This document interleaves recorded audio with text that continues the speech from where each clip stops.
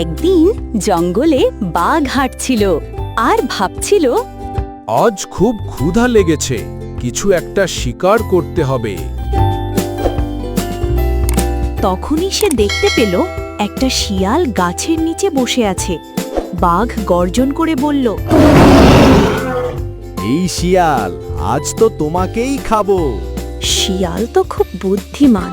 সে হেসে বলল, খাবে তো খাও, কিন্তু আগে একটা জিনিস দেখো, আমি জঙ্গলের নতুন রাজা। তুমি যদি আমাকে খেয়ে ফেলো, সব পশু তোমার উপর রাগ করবে।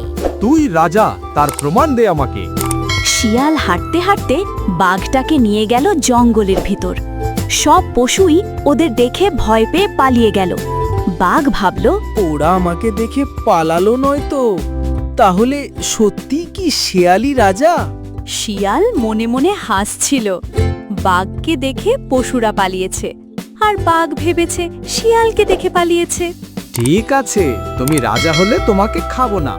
এভাবে শিয়াল তার বুদ্ধি দিয়ে নিজের জীবন বাঁচালো।